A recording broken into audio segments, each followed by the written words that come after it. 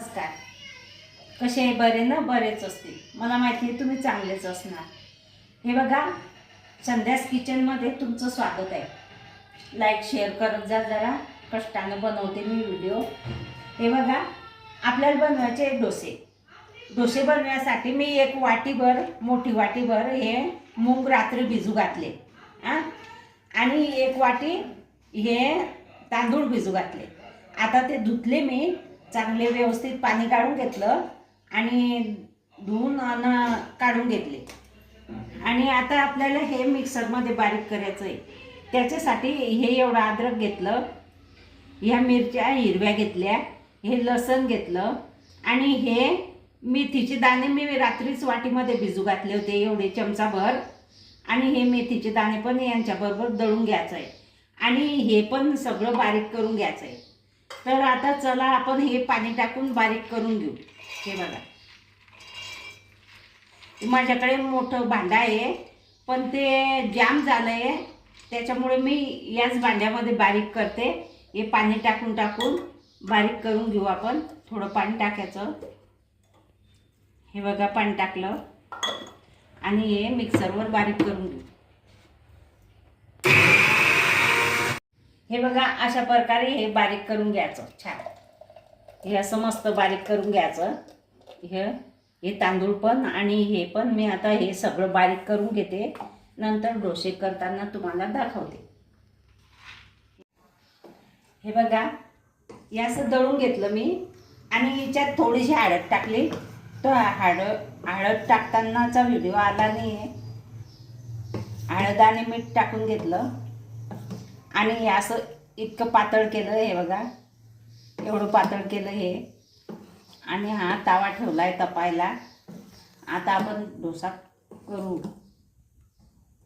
असं छान बारीक वाटून घेतलं. रात्रीचं भिजवलं मी, म्हणून ते आता ठेवायचं काही काम नाही, झाकून ठेवायचं काही काम नाही. जर सकाळी 2-3 तास भिजवलं असतं तर झाकून ठेवणं पडलं असतं.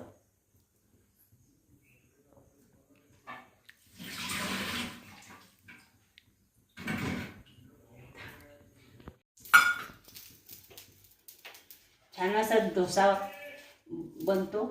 थोडेसे तांदूळ टाकवा, मूग घ्यावा किंवा मुगाची डाळ घ्यावा.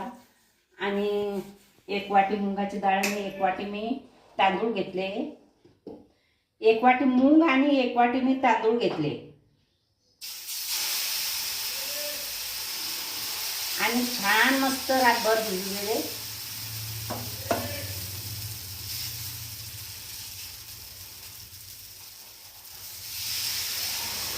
आणि असा मस्त डोसा तयार होतो.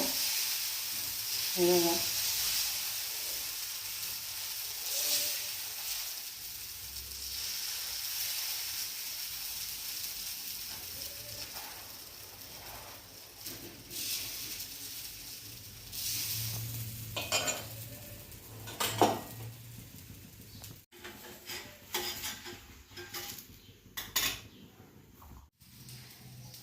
हे बघा, अशा प्रकारे मी छान असे कुरकुरीत आणि कडक डोसे तयार करून घेतलेले आहे.